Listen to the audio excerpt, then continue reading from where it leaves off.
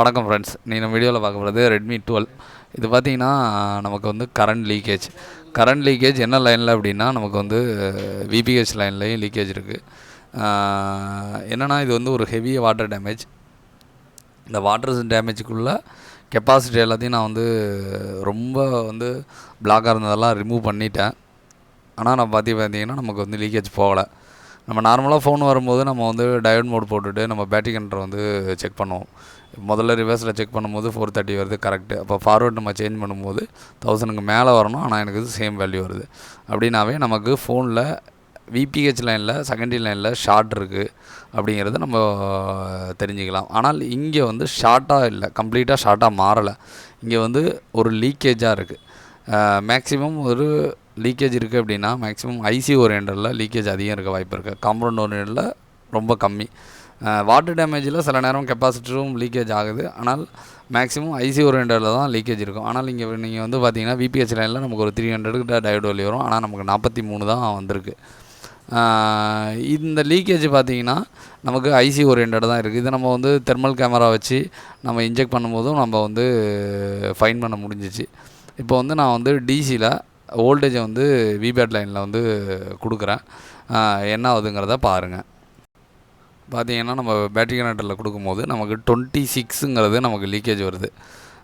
இந்த 26 லீக்கேஜ்னால் பார்த்திங்கன்னா இந்த ஃபோனுங்கிறது கம்ப்ளீட் டெட்டில் இருக்குது.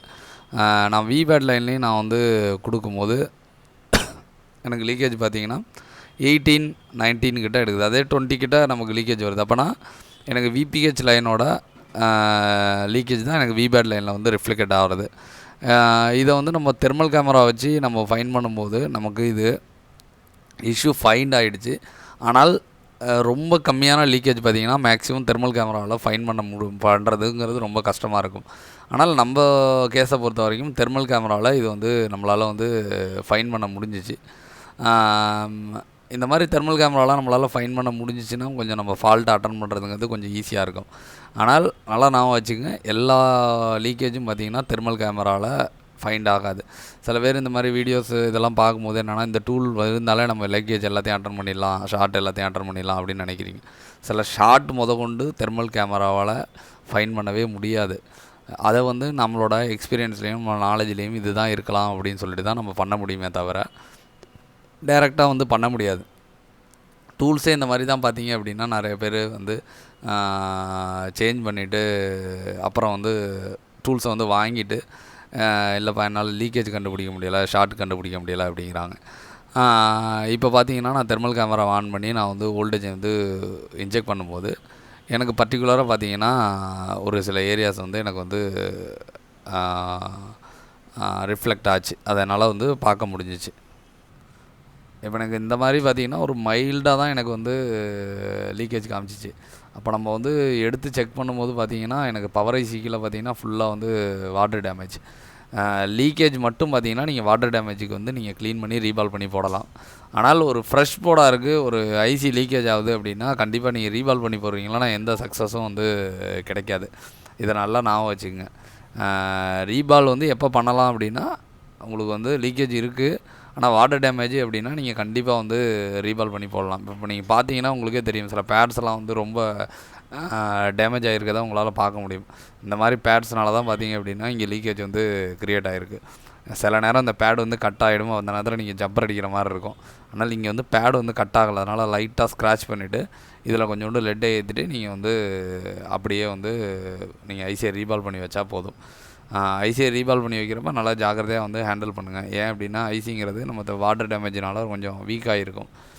சப்போஸ் நீங்கள் ஐசி மாற்றின பிறகும் லீக்கேஜ் ஆச்சு அப்படின்னா இப்போ பார்த்தீங்கன்னா உங்களுக்கே தெரியும் எந்த லெவலுக்கு வந்து இது உங்களுக்கு நல்லா வந்து டேமேஜ் ஆகிருக்கு அப்படின்னு. இப்போ பார்த்தீங்கன்னா நம்ம எப்படி எடுத்து ரீபால் பண்ணுறதுங்க பார்ப்போம். இப்போ பார்த்தீங்கன்னா நமக்கு லீக்கேஜுங்கிறது கம்ப்ளீட்டாக போயிட்டு விபேட்லேயும் செக் பண்ணுறேன், விபிஹெச்னு செக் பண்ணுறேன். ஐசி எடுத்தோன்னா லீக்கேஜ் வந்து போயிடுச்சு. இப்போ இந்த இடத்துல உள்ள அதை வந்து நம்ம க்ளீன் பண்ணணும். இது முடிஞ்ச லெவலுக்கு வந்து டேரெக்டாக விக்கு போடாதீங்க. ஏன்னா வந்து இது ஹெவி டேமேஜாக இருக்கிறதுனால, வாட்டர் டேமேஜ் இருக்கிறதுனால நம்ம பொறுமையாக விக்கை வந்து யூஸ் பண்ணி ப்ளோயரை யூஸ் பண்ணி க்ளீன் பண்ணிக்கலாம். இதை எப்படி ரீபால் பண்ணுறதுங்கிறத பாருங்கள். நீங்கள் இந்த மாதிரி விக்கு வச்சு க்ளீன் பண்ணும்போது மேக்ஸிமம் டேமேஜுங்கிறது நிச்சயமாக வந்து அவாய்ட் ஆகிடும்.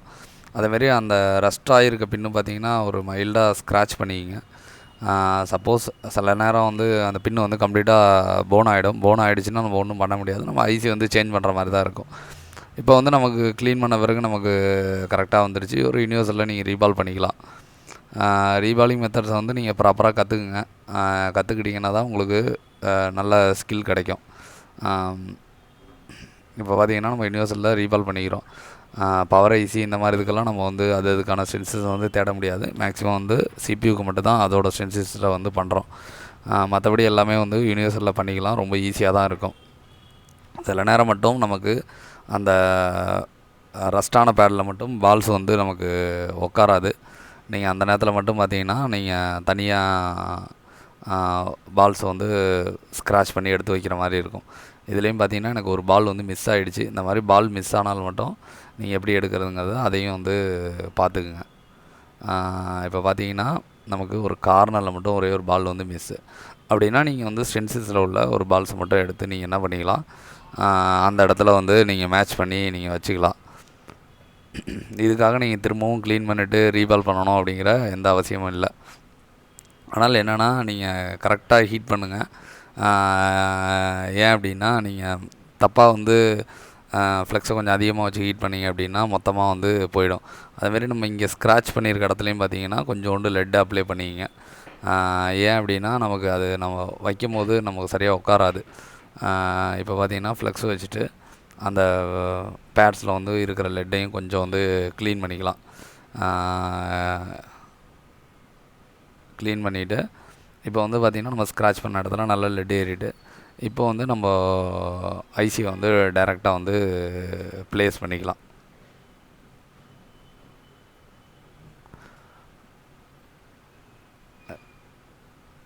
இப்போ பார்த்தீங்கன்னா உங்களுக்கு ஐசி வந்து கம்மியான ஃப்ளெக்ஸ் வைங்க. ஐசி வந்து உட்காந்த பிறகு கொஞ்சம் ஃப்ளெக்ஸ் அதிகமாக கொடுங்க. இல்லை அப்படின்னா ஐசி வந்து ஷேக் ஆகிடும். இப்போ வந்து நம்ம ஐசி சேஞ்ச் பண்ண பிறகு நமக்கு பார்த்திங்கன்னா நமக்கு லீக்கேஜுங்கிறது எதுவுமே கிடையாது. இப்போ லீக்கேஜ் பார்த்திங்கன்னா நமக்கு விபேட் லைனில் எந்த லீக்கேஜும் கிடையாது. இப்போ செட்டு வந்து கம்ப்ளீட்டாக ரெடி ஆகிடுச்சு.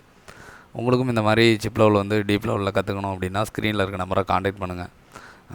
சிப் லெவலுங்கிறது இப்போ பார்த்தீங்கன்னா ஆண்ட்ராய்டை பொறுத்த வரைக்கும் கரண்ட்டில் இருக்கிற மாடல்ஸில் அதிகமாக ஃபோக்கஸ் பண்ணணும். ரொம்ப வந்து ஹையர் அண்ட் ஃபோன்ஸ் வந்து நம்ம பண்ணும்போது நமக்கு அது வந்து நமக்கு வர்றதுங்கிறதே ரொம்ப கம்மியாக தான் இருக்கும். அப்படிங்கும்போது இந்த மாதிரி லோயர் அண்ட் ஃபோனில் நீங்கள் உங்களோட ட்ரைனிங்கை நல்லா இம்ப்ரூவ் பண்ணிக்கணும். அப்போ நீங்கள் ப்ராக்டிஸ் பண்ணுறதும் பார்த்திங்கன்னா இந்த மாதிரி லோயர் அண்ட் ஃபோன்ஸில் சர்க்யூட்டை ரீட் பண்ணுறது இதெல்லாம் பண்ணால் மட்டும்தான் உங்களால் ஒரு ஹையர் அண்ட் ஃபோன்ஸை உங்களால் அட்டன் பண்ணுறதுக்கு ஈஸியாக இருக்கும். பேசிக் ஒன்றும் பெரிய லெவலில் சேஞ்சஸ் கிடையாது. இது தான் கொஞ்சம் வந்து அங்கே காம்பனன்ட்ஸ்லாம் அதிகமாக இருக்கிறப்ப நம்ம ப்ராக்டிஸ் பண்ணுறது கஷ்டமாக இருக்குமே தவிர மற்றபடி சர்க்யூட்ஸ்லாம் பெரிய அளவுக்கு டிஃப்ரென்ஸ் கிடையாது. நம்ம வீடியோஸ் பார்க்குறது மூலமாக உங்களுக்கு நல்லபடியாக நாலேஜ் வந்து இன்க்ரீஸ் ஆகிருக்கும். வீடியோஸ் பிடிச்சிருந்தா மறக்காமல் லைக் பண்ணுங்கள், கமெண்ட் பண்ணுங்கள். வீடியோஸை வந்து மிஸ் பண்ணாமல் இருக்க சேனலை வந்து மறக்காமல் சப்ஸ்கிரைப் பண்ணிங்க. Thanks friends.